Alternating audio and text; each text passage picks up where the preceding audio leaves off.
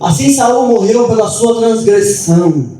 Saul transgrediu algo que ele cometeu contra o Senhor, a saber, contra a palavra do Senhor. Para quem conhece um pouco de Bíblia vai lembrar que Saul recebeu uma ordem do profeta através do Senhor, dizendo: vá à guerra e me espere lá. Não vá para a luta, fique lá parado, me espere chegar que eu vou fazer uma oferta ao Senhor. Quando eu fizer a oferta, aí sim você irá. Saul chega, todo mundo lá esperando, e o exército filisteu lá começou a perceber que Saul ia atacar, começou a crescer, se preparar, e o povo: bora Saul, temos que ir, Saul, vamos! E Saul, tomado pela emoção, pela pressão das pessoas, que alguns dos soldados começaram a ir embora, falou: meu, muito tempo aqui, não vai dar certo, esse negócio aqui vai dar errado, vamos embora, porque o profeta havia atrasado, demorado para chegar até lá. Então Saul, tomado de ouvido, dando ouvidos ao povo, dando ouvidos às pessoas que estavam ali murmurando, falou: eu sou o rei, eu posso. Se eu sou o rei e o Espírito de Deus está sobre mim, o profeta também, então eu e o profeta estamos ali, igual com o povo. Ele fez o sacrifício. E quando ele fez o sacrifício, o profeta Samuel chega. Quando o profeta Samuel chega, o que você fez, Saul? Não era para ter feito isso. E não só isso, também foi pedido para Saul matar, a fio da espada, todo o povo lá, e Saul também não matou. Então Deus dava a palavra para Saul através do profeta, e Saul não cumpria. E com isso ele transgride a palavra do Senhor. Olha que interessante. Aqui não está apenas, nesse livro, a passagem que nós lemos aqui, de 1 Crônicas 10, não está apenas a morte de um rei. Aqui está uma autópsia espiritual de Saul. Um homem escolhido por Deus, ungido pelo profeta Samuel. Saul não era qualquer homem. Foi ungido, separado. E mais do que isso, Saul teve o Espírito de Deus sobre ele, ao ponto dele também profetizar. Quando ele foi ungido pelo profeta, o profeta falou: olha, você vai encontrar tal coisa no seu caminho, vai ser assim, assim, assado. E quando você encontrar os levitas, você profetizará sobre ele, porque o Espírito de Deus irá se apoderar de você. E é exatamente o que acontece. Ele vê todo mundo, ele vê tudo que o profeta falou. Quando ele encontra então os levitas, o Espírito de Deus se apodera dele e ele começa a profetizar no meio do povo, assim como os levitas. Mas mesmo assim, Deus usando ele para vencer tantas e tantas batalhas, entregar para ele tantas e tantas guerras nas mãos, lutar junto com Saul em prol do povo, Saul morreu. Mas ele não morreu cheio de espírito, ele morreu vazio do espírito. E o texto não apenas relata a sua morte, mas ele explica o motivo da sua morte, que acabamos de ler. Por causa da sua transgressão, por causa da sua infidelidade. E é sobre isso que eu quero falar com vocês hoje. Ser escolhido não basta. Às vezes a gente acha que por sermos escolhidos está tudo bem, está tudo certo. Ser escolhido não basta. Saul era escolhido, mas não era obediente. Saul foi escolhido em 1 Samuel capítulo 9 e 10. Ele era alto, imponente, tinha presença onde ele chegava. Era um homem de bela formosura. Um grande homem. Samuel ungiu. O Espírito de Deus desceu sobre ele, ele profetizou. Mas a unção não substitui a obediência. Obedecer é uma coisa, ter unção é outra. Saul teve unção. Saul ia para a guerra e Deus dava vitória. Saul teve sabedoria para governar. Sabedoria da parte de Deus. Mas não foi obediente à palavra do Senhor. Existem cristãos que cantam, que pregam, que falam bonito, que profetizam, entregam profecias, servem com todo amor, de toda boa vontade, mas não obedecem ao Senhor. E o texto é muito claro.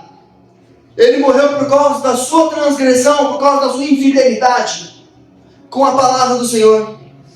Não foi o diabo que matou Saul, não foi Deus que matou Saul, não foram os filisteus que matou Saul, foi a sua infidelidade que o matou. Sabe quando um filho apronta, o pai vai lá e corrige o filho? E fala, tu está apanhando por causa disso. Você está sem celular por causa disso. Você está de castigo porque você fez isso daqui. Não é porque o pai quis ou porque a mãe quis. É porque o filho transgrediu a palavra do pai e da mãe. O grande pecado de Saul foi ouvir o povo mais do que ouvir a palavra do Senhor. E nesse pecado, muitos de nós caímos quase todos os dias. Sabe a preocupação com o rótulo que vão usar? A preocupação com o que vão pensar de mim? Se eu fizer tal coisa. Em 1 Samuel capítulo 15, Deus dá uma ordem para Saul. Uma ordem bem clara. Para destruir todos os amalequitas. Mas Saul poupou o melhor dos amalequitas. E quando ele foi confrontado então por Samuel, ele diz, temi o povo e tenho ouvido a sua voz. Está no texto. 1 Samuel 15. Temia o povo e dê ouvido a sua voz. Escuta, toda vez que Deus te der uma direção, toda vez que Deus falará algo no seu coração, pessoas irão se levantar, sim, e Deus permite isso acontecer, para testar o seu coração. Às vezes o ambiente pode causar uma pressão sobre você. Cria-se uma pressão, cria-se então um confronto, e aí pelo confronto você teme e segue o ouvido das pessoas, ao invés de seguir a voz de Deus. Esse é o maior problema de Saul. Saul temeu o povo. Saul deu ouvidos ao povo. Ele quis agradar o povo. Quantas decisões erradas nascem de pressão? Veja Moisés. No meio do deserto, com o povo, tudo acontecendo, e o povo reclamando porque não tinha água. Deus fala para Moisés, vá à rocha, com seu pé e seu cajado, vai até a rocha, e fale para a rocha dar água. E Moisés vai lá, mete a madeira na rocha, fere a rocha, começa a sair água. E ele fala, está tudo certo. Deus repreendeu Moisés na hora? Não. Sabe por quê? Agora eu vou contar um segredo para vocês aqui.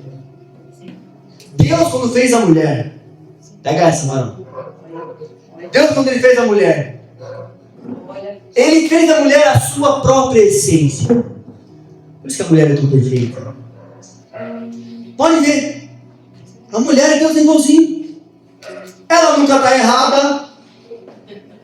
A mulher sempre está certa. Está vendo? E quer ver uma coisa que nem aconteceu com Moisés? Moisés pegou a rocha, não viu? Anos depois, Moisés sobe no monte e deslumbra da terra. Tá vendo a terra, Moisés? Sim, senhor, estou vendo. Canaã, né? Terra linda, que mana leite e mel. Essa é a terra que eu tenho para o povo.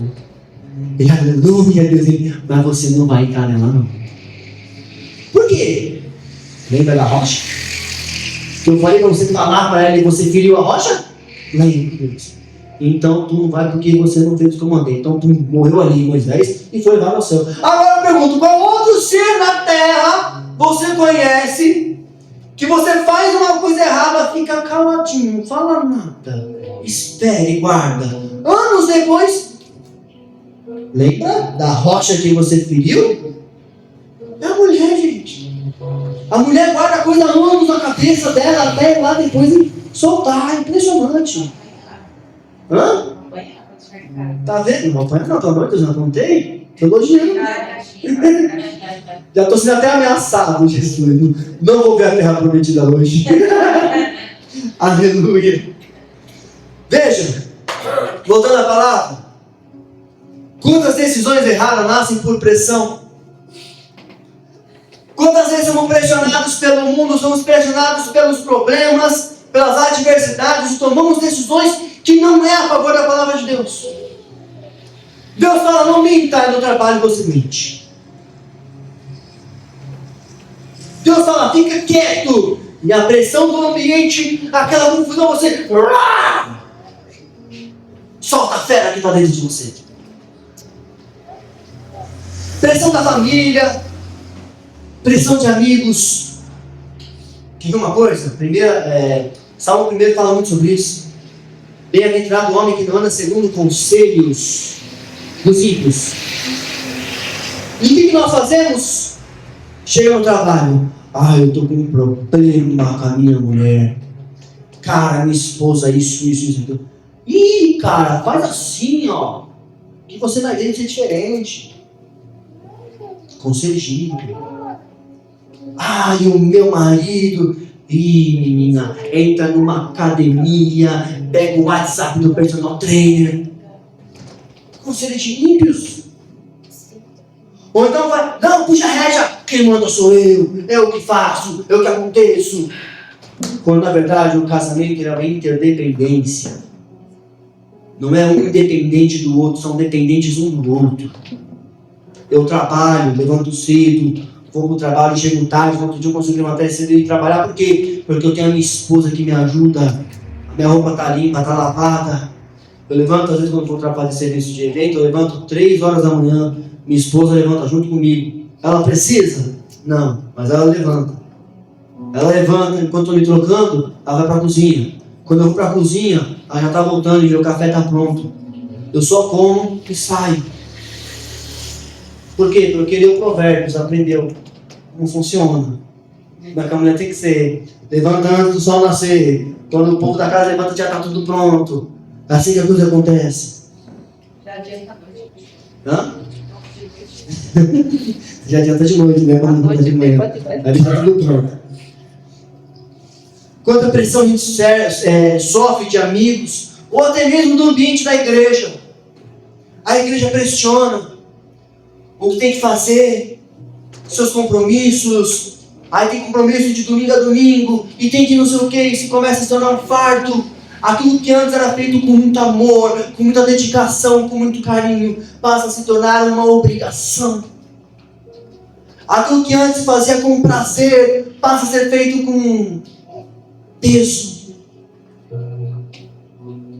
Pressão da opinião pública. E aqui eu posso colocar muitos pastores que eu conheço no meio. Medo com a pressão da igreja e medo com pressão pública, fecharam a igreja na pandemia. Porque o governador lançou um decreto e disse que não podia ter igreja aberta. Quando nós vamos nas escrituras, Jesus disse que nos últimos dias haveriam muitas epidemias, guerras e rumores de guerras. E que nesses dias precisaríamos nos unir, nos juntar, congregar muito mais. E o que a igreja fez? Se dissiparam. Muitas igrejas fecharam. Pastores fecharam igrejas, perderam 15, 20, 30 membros pela Covid. E todos os pastores que eu conheço que mantiveram as portas abertas da igreja funcionando, não vi morrer ninguém de Covid. Eu não conheci. Se você conhece alguém, me apresente. Deus guardou. Confiança na palavra dele e não na do homem, porque também está nas escrituras. Pedro diz lá em Atos capítulo 5, se não me falha a memória, Pedro é preso, levado para poder prestar esclarecimento lá no Sinédrio, e não só Pedro, Pedro mas os discípulos, e chegaram lá, Pedro falou para eles começaram a querer prender e matar Pedro e matar os discípulos. Então ele levantou um homem lá, acho que de esqueci, não consigo pronunciar o nome. Vou falar errado. Não vou. Hã? Não foi na Galileia, o nome do cara lá. Gamaliel. Isso, agora tentando lembrar o nome dele, só aí o Gá. Gamaliel se levantou e foi lá atrás do cidadão e falou assim: não, se a gente matar esse homem e for da parte de Deus, a gente vai entrar num problema. Mas se ele não for da parte de Deus, logo isso aqui vai acabar, vai se dissipar. Quantos outros não vieram aí falando que era o Cristo e ninguém mais escuta falar? Então deram uma surra, o texto diz lá em Atos 5, depois você pode ler, deram um sacode nos profetas, nos apóstolos e botaram para correr. E falaram assim: ó, não falem mais desse nome, não falem mais de Jesus, não preguem Jesus. Quando eles saíram, Pedro disse: mais vale para mim obedecer a Deus do que aos homens. Jesus não disse para pregar? Bora pregar as boas novas. Foram para o templo e começaram a pregar. E não pararam. As autoridades da época falaram: para de falar desse cara. E ele foi contra essas autoridades e foi falar. E o texto que muitos usaram naquela época era: nós devemos ser submissos às nossas autoridades. Porque Jesus também disse: a autoridade não foi dada a você sobre mim, se do céu não foi te dada. Então, se do céu não foi dada a autoridade para você sobre mim, então eu vou cumprir. Mas veja o que os discípulos falaram depois. Quando a lei dos homens, ela vem sobre você, nós devemos seguir e obedecer. Quando Deus te dá uma direção e a lei dos homens te der outra direção, você não erra ir na contramão do que a lei do homem está te direcionando. Afinal de contas, se for dar uma missão para você ir pregar na China, você não vai porque na China não pode pregar o Evangelho? Se te der uma missão aí pregar no Irã, você não vai porque no Irã não pode pregar o Evangelho?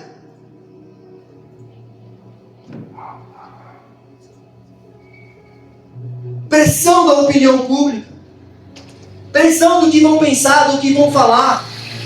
Estava hoje conversando lá com minha mãe e meu pai, falei com ele assim: eu estou preocupado com o que o céu pensa de mim, com o que as pessoas pensam, eu não estou nem aí. Nós ouvimos os sermões, lemos as escrituras, lemos a palavra, nós sabemos o que Deus disse, nós sabemos a direção que o Senhor nos dá. Muitas das vezes a gente pede uma direção para Deus e Deus não dá a direção porque já está nas escrituras. Uma coisa, eu não vou contra os nossos irmãos, os adventistas, né, que dizem que a revelação está na própria palavra. Os batistas também costumam dizer isso. A palavra é a própria revelação. E às vezes a gente vai para culto esperando ter revelação das pessoas. Às vezes a gente acaba tendo um revelamento. Não é revelação, sabe o que é revelamento, né? Aleluia. Eu ouvi uma vez numa igreja de misericórdia. Vou contar duas aqui para vocês. Um homem, um profeta da noite. Sabe quando a gente vai passar na igreja e fala assim: nossa, aquele vai naquela festa, porque é o profeta. E o cara começou a falar. O cara tomou uma mulher: ei, mulher, levanta que Deus está te curando hoje. A mulher levantou e falou: nossa, eu estava doente, não sabia. Amém. Levantou: não, receba, cura. Opa, estou aqui, faz um check-up, Senhor. Deus está te curando de um câncer na próstata. A mulher falou assim: oxe, irmão, mas eu sou mulher não tem próstata. Mas meu Deus é poderoso para te dar uma e te curar dela, aleluia. Revelamento. Não foi Deus. Outra. Ô Jesus, me ajuda. Que essa aqui, irmão, amém, vamos lá. Vou falar a próxima. Um profeta também na noite, revelando todo mundo. Faz a fila aqui que eu vou profetizar. Eu vou revelar. Começou a profetizar e revelar. Profetizar e revelar. Aí foi um varão lá que eu conhecia. Barbeiro. Dono do seu salão, sabe? E a mulher dele estava atrás. E aí ele começou a profetizar: olha, Deus manda te dizer, viu? Que ele vai te tirar de perto daquele seu patrão, mão de vaca, viu? Nossa, a mulher dele não pra cá, virou pro lado e começou a rir. Nossa, ele é mão de vaca. Revelamento. Tudo que você precisa está nas escrituras. Não vai atrás de homem. Quer ver uma coisa? A esposa fala: chega, eu freio, já começa. Para. A palavra, as escrituras do Senhor, ela diz que o espírito de profecia ela está sujeito aos profetas. Então, se tu está na revelação, tem pessoas que falam assim, se você não entregar, você paga o preço. De verdade, irmão. Eu li a Bíblia de ponta a ponta, eu não vejo isso. Pelo contrário.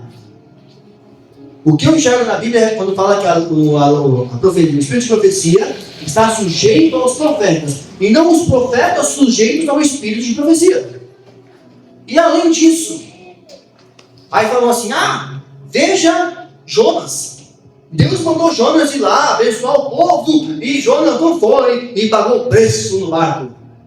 Deus deu uma direção para Jonas. E Jonas seguiu a direção oposta. Não foi uma profecia. Deus queria que Jonas fosse para Nínive e abençoasse Nínive. E ele não queria abençoar Nínive. Ele foi totalmente contra a direção do Senhor. Não tem nada a ver com profecia aqui, nesse texto. E quer ver uma coisa que me deixa doido? Eu estava num ambiente que não tem nada a ver com a coisa, a situação de profecia e tudo mais, e a pessoa entregar a profecia. Uma vez eu fui entregar a profecia para o irmão, no final do culto. Rolou o culto, acabou o culto, eu fui procurando o irmão. Não posso falar contigo? Pode. Não, Deus me mostrou você assim. Quando eu falei assim, Deus me mostrou o varão de Deus. Uxi! Eu olhei, para com isso, para, tá feio.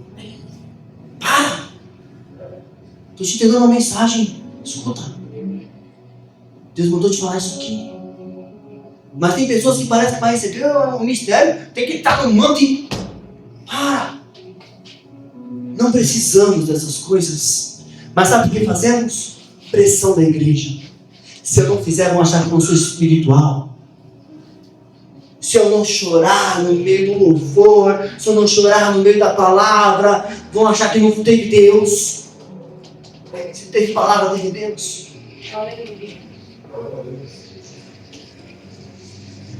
Mesmo lendo a palavra, mesmo ouvindo os sermões da igreja,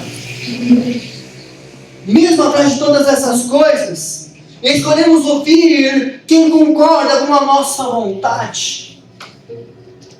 Porque muitas das vezes a vontade de Deus é oposta à nossa vontade. Falo de Jonas de novo. Posso falar de Jesus? Era a vontade de Jesus ir para a cruz? Não. Tanto que no Getsemane ele orou. Se possível, afaste de mim esse cálice. A sua humanidade gritou ali naquele momento. E ele disse, se for possível, Senhor, afaste de mim. Mas, todavia, seja feita a tua vontade, não a minha. E ele obedeceu ao Senhor e seguiu a vontade do Pai. O que dizer pelos apóstolos que também morreram por causa do nome, por carregarem o nome de Jesus? Quando você for ler lá Atos 5, vai falar nos últimos versículos lá, quando Pedro é lançado para fora, a palavra vai dizer que eles apanharam e eles saíram de lá contentes por se sentirem dignos de padecerem e sofrerem por causa do nome. E nós não conseguimos ouvir um não do pastor, não conseguimos levar não. Semana passada acho que eu comentei aqui, e vou comentar de novo. Eu vi um vídeo recentemente de cristãos sendo queimados vivos, e tinha um que estava na beira do fogo assim, ó. Quando ele viu que tinha gente que ia morrer, ia pegar fogo, queimado, ia morrer, ele desce para dentro do fogo e fica lá no meio do vale.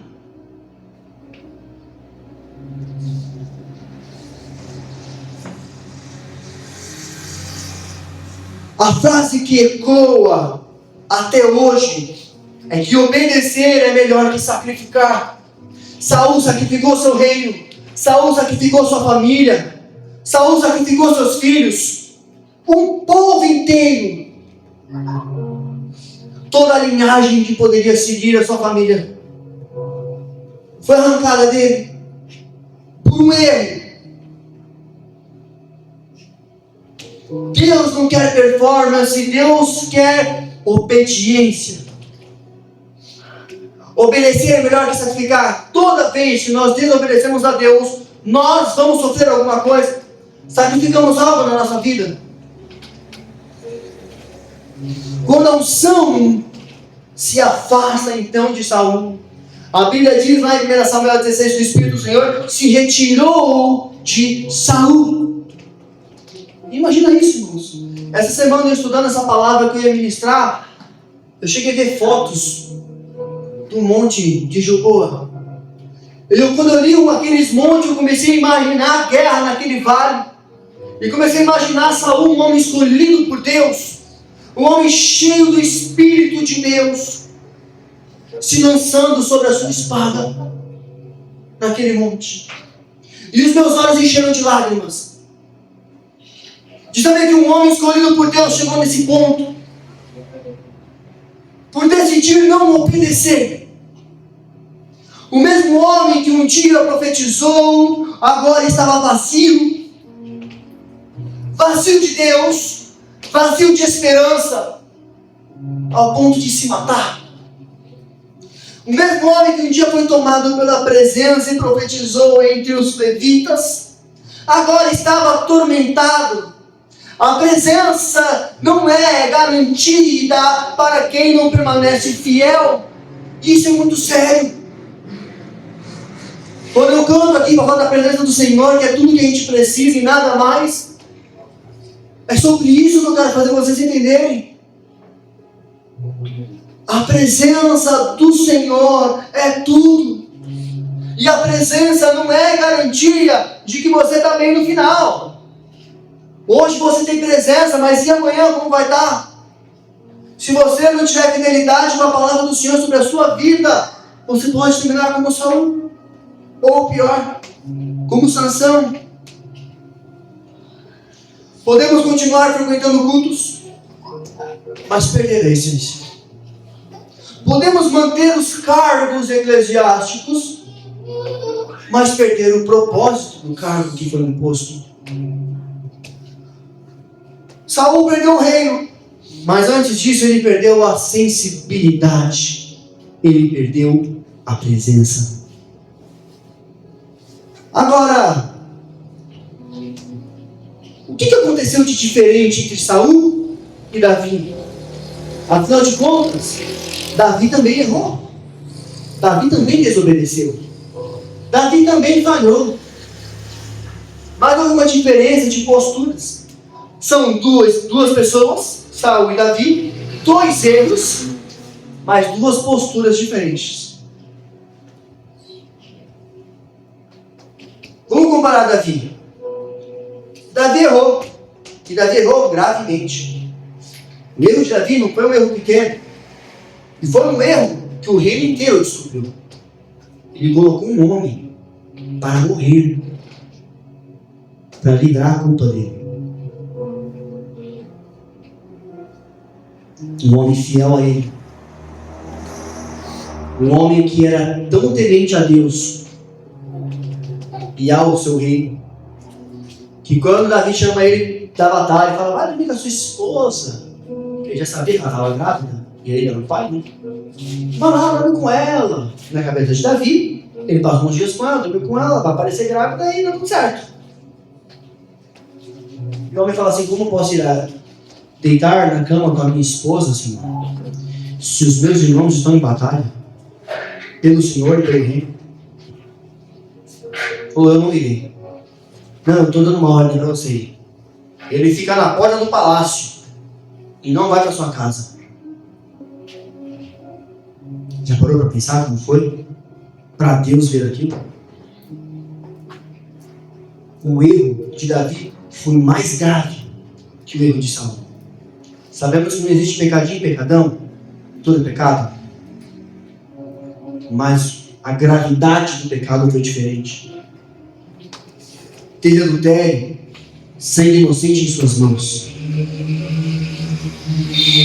A diferença de Saul e de Davi está na hora que você é confrontado no seu pecado. Quando Davi foi confrontado pelo profeta Natan, ele diz: pequei contra o Senhor. E ele escreve o Salmo 51. Põe para mim, João, Salmo 51. Vamos ler o Salmo 51 para vocês entenderem.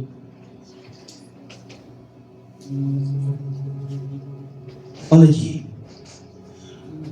Ao músico-chefe, Salmo de Davi, quando o profeta Natan veio a ele, depois dele ter estado com Betseba: tem misericórdia de mim, ó Deus, segundo a tua benignidade, segundo a multidão das tuas, tem as misericórdias, apaga as minhas transgressões. E daqui para frente ele começa lamentações sobre isso. Reconhece que está errado, reconhece que precisa da misericórdia do Senhor. Saul fez o quê?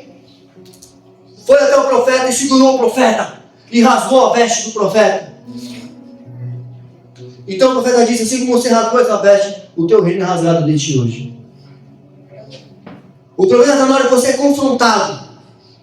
Sabe quando o pastor chega, bota o dedo na tua frente e fala assim: tá vendo essa filha, isso aqui, ó? Tu é isso aqui, ó. Aí tu já faz o quê? Não. Seja como Davi. Uma vez, um homem de Deus que eu acompanhava durante anos, ele falou para o meu coração: falou, você é isso. Mas eu não sou isso. Não, você é. Peraí, tá bom. Se você falou, tudo bem. Fui para casa, dobrei os meus joelhos, orei e chorei. Falei: Senhor, se eu sou isso, me mostra onde é que eu estou errando, que eu preciso mudar. Senhor, tem misericórdia de mim, revela para mim aqui, Senhor, o que eu preciso mudar. E comecei a me auto-examinar e a mudar meu posicionamento, meu pensamento. E comecei a perceber que não é porque eu era assim, como ele falou que eu era, mas é porque o ambiente que eu estava inserido fazia ele pensar nisso. Eu falei: opa, então beleza, é isso que está diferente, vou mudar. Foi quando chegaram em mim e falaram assim: olha, você quer fazer discípulos para você. Eu falei: para mim? Eu não. Porque você gosta de se aparecer, você gosta, e eu não gosto disso. Aí foi a hora que eu falei: quer saber, eu faço mais nada, a partir de hoje eu não faço mais nada na igreja. Eu não passo para trás, eu não faço, não quero só assistir. Os discípulos que eu tinha que vir na minha casa, eu falei: olha, a partir de hoje param de vir na minha casa, não quero que venham mais, comece a ir lá na casa deles lá. Fiz isso. Por quê? Porque eles estavam pensando errado de mim. Então fiz isso, acabou. Saul, quando é confrontado, ele diz: eu sou o rei de Israel, eu posso fazer a oferta, eu posso tomar as decisões pelo reino. Honra-me diante do povo. E depois ele fala para o profeta: a culpa é do povo, foram eles que me forçaram, eu tive medo por causa do povo, eu dei ouvido para ele e fiz. Não assume a responsabilidade, não assume a culpa. Davi, diferente de Saul, ele diz: tu és o rei, cria em mim um coração puro, não retires de mim o teu espírito, tenha misericórdia de mim. A diferença não está no erro, está na reação que você tem diante do confronto. Quando você é confrontado na palavra, quando você é confrontado nas escrituras, é aí que você mostra quem realmente você é, se você vai alcançar ou não o favor de Deus. Saul protegeu a sua imagem e Davi protegeu a sua comunhão. E aí eu volto lá para a palavra: o que você tem preservado? O que você mais tem tratado o seu relacionamento com Deus? Tem priorizado o seu relacionamento com Deus? Saul ficou se justificando, enquanto Davi se quebrantou e se humilhou diante de Deus. Agora a parte mais importante. Quando Samuel disse que o reino seria rasgado de Saul. E aqui você entendeu por que eu chorei, meus olhos cheios de lágrimas, quando eu vi as fotos do Monte Gilboa. Aquilo era mais que um ato político de reino, tirar o reino de você e botar para Davi. Foi muito mais profundo do que isso. Ao contrário do que pensam, nossa, Deus ficou com birra, né? Saul não obedeceu, então Deus de birrinha foi lá, tirou o reino de Saul e colocou para Davi. Não foi isso. Foi muito mais profundo. O que Deus arrancou de Saul naquele dia não foi só o reino, foi um propósito. Em 1 Samuel 9:10, quando Deus escolhe Saul, a Bíblia diz que quem escolhe foi Deus, não foi o povo que elegeu. O povo pediu para Deus e Deus deu um rei para Israel. E Deus escolheu Saul. E antes mesmo de ele ser escolhido pela flecha do flecheiro, que não lançaram pro alto e caíram no pé dele lá, antes disso, ele foi ungido pelo profeta Samuel. Escuta, Deus escolheu, Deus olhou para Saul e falou assim: vou fazer dele rei de Israel e a nação vai ser poderosa. Mas Saul começa a desobedecer. Saul começa, como dizem fora, ramelar na missão. E Deus teve que rasgar, não só o reino, mas um propósito. Quando a gente decide não obedecer ao Senhor e não ser fiel à sua palavra, não ser fiel à sua direção, Deus pode rasgar de nossas vidas o propósito que Ele tem na nossa vida. Quantos propósitos já não foram rasgados por desobediência? Já vi igrejas crescerem, que hoje era para estar no auge, perderem tudo e correrem risco até de fechar as portas por desobediência, por não reconhecer quando está errado. Deus tinha planos para Saul, mas a escolha errada, repetida, vira um destino.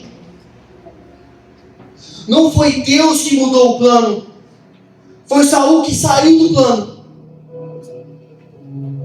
Sabe, Deus pega, olha Saul, eu tenho um plano com você que vai para cá. Aí você faz o quê? Vai na contramão, vai para outro lugar. Quando Deus te dá uma direção, fica na direção que o Senhor te dá. Não mude os planos, não fique adaptando o plano de Deus dentro dos seus planos. Adapte os seus planos dentro dos planos do Senhor. E veja o que vai acontecer na sua vida. Quando eu vi as fotos do Monte Gilboa, eu fiquei imaginando um homem que teve tanto. Não tinha só quem foi cheio do Espírito sabe o que eu estou falando. Morrer vazio do Espírito. Saul não foi apenas, por isso, acho que foi por isso que Davi sentiu tanto com a morte de Saul. Saul não foi só um homem, não foi apenas um rei, ele foi um homem de Deus, foi um plano de Deus, projeto, propósito, foi o primeiro rei de Israel. Deus teve um propósito com Saul e o propósito foi rasgado, o propósito foi retirado. O propósito de Deus era a vida de Saul como rei, depois seus filhos e seus netos e bisnetos e continuar de geração em geração. Mas a desobediência rasgou o propósito. Escute, não permita que a sua desobediência com Deus e com sua palavra rasgue o propósito dele na sua vida. Deus tem tanto para te entregar, tanto para te oferecer, e a gente se perde por desejar o que a gente não leva para a eternidade. Casa, carro, trabalho, tudo isso é passageiro. A gente não leva nada disso para o céu. Sabe, a gente tem uma ótica tão terrena que a gente tem dificuldade de entender a ótica de Deus.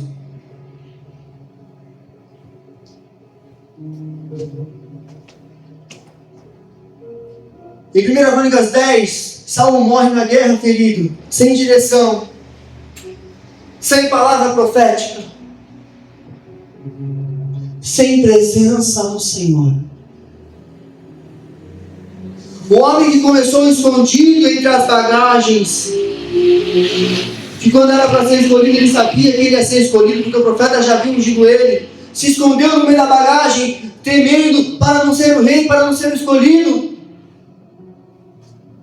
termina caído sobre sua própria espada. Um fim trágico. O texto ainda nos diz que ele consultou uma médium, uma feiticeira, e não ao Senhor.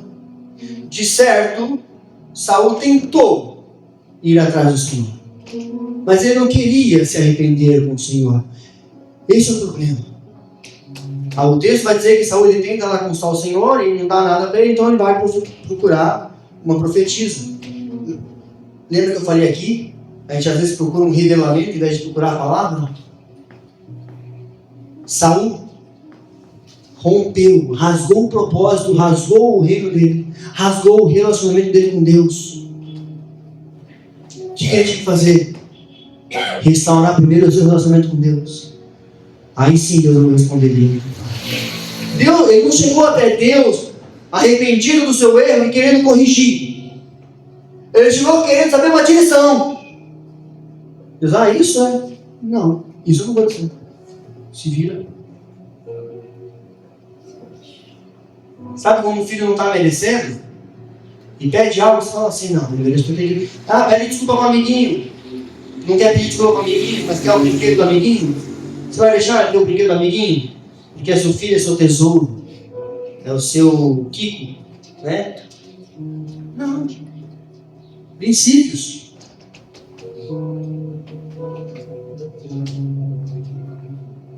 Quando você para de ouvir a Deus, para de querer reconstruir o relacionamento com Deus, você começa a dar ouvidos a qualquer outra voz.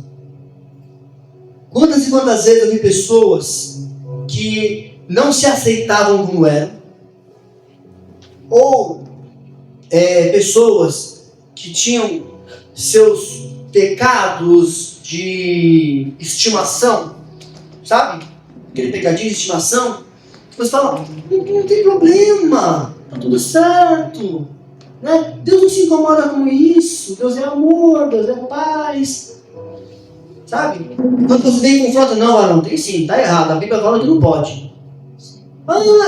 Tá nas escrituras, varão, não pode. Aí vai para um outro, aí quando encontra um, mas Deus é amor, Deus te entende, Deus sabe quanto você já tentou. Aí fala, isso é um pastor de verdade. Sabe aquele dele? Isso não é um pastor, isso é um prefeito, né? E fica lá com a pessoa. Escolha ficar onde Deus te confronta. Porque assim como uma massa de bolo só cresce se você bater nela. Assim somos nós. Se a palavra não bater em você, ela não entra, não penetra. Quantas decisões hoje estão sendo tomadas porque todo mundo faz? Todo mundo age desse jeito, vamos agir também. Porque o amigo aconselhou, ou porque parece mais fácil. E João 10 fala sobre isso, né? Existe a porta do aprisco por qual todas as ovelhas têm que entrar. Mas aquele que não entra na porta do aprisco e ele dá a volta, sabe? Para chegar lá já, para cair de paraquedas e tá tudo bem bonito. Esse é ladrão e salteador. É o que diz as Escrituras. Está dizendo para pastores, líderes, que em vez de pegar uma direção certa, olha, e aqui, começa aqui, tem um caminho, tem o início, o meio e o fim. Aqui no fim tem uma promessa para você. Já viu um outro amigo? Pô, tem uma atalho aqui, você pega aqui, pá, fica amigo do pastor e daqui a pouco você já passou também, tá tudo certo. Só dá um dízimo gordo, só dá uma oferta boa, que o pastor te unge. Eu conheço gente assim. Esse ladrão salteador tem um caminho, siga por esse caminho. Quantas decisões hoje estão sendo tomadas porque satisfaz a nossa carne? Porque aquilo que eu quero é a minha vontade. Mas não é o que Deus mandou. Ser escolhido não te mantém de pé. E ser obediente mantém. Eu sou escolhido diante do Senhor. Mas se eu não manter uma vida de obediência com Ele, isso cai. Ser obediente mantém. A unção não substitui um caráter.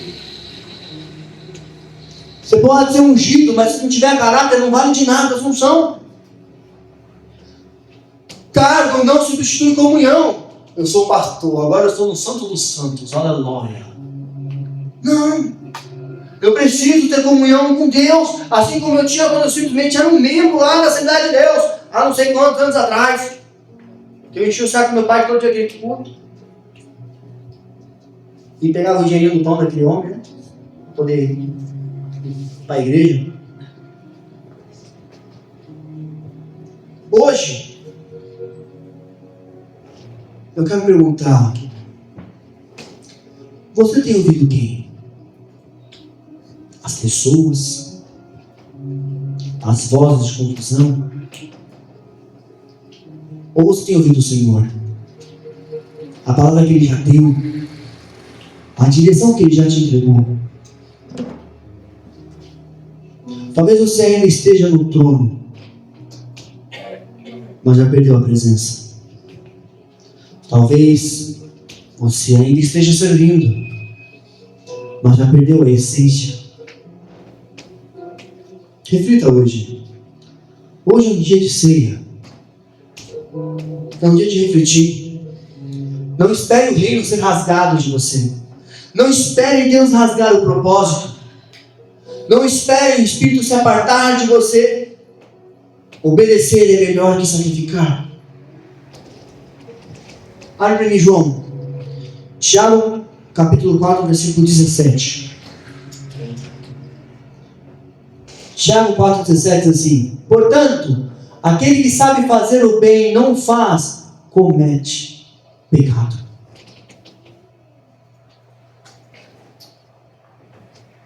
Eu sei a direção, eu sei o que eu tenho que fazer, mas eu não faço.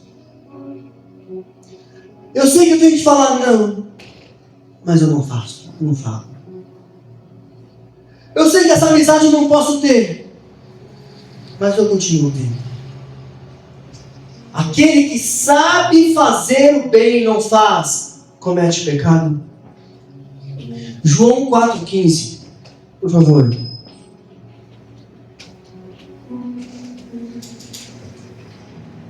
Disse-lhe a mulher, João 4,15? 14,15, perdão. João 14,15. Se vós me amais, guardai os meus mandamentos. Quando eu guardo o mandamento, eu guardo a direção. Quando eu guardo o mandamento, estou guardando a palavra do Senhor. Agora Provérbios 29, 25, por favor.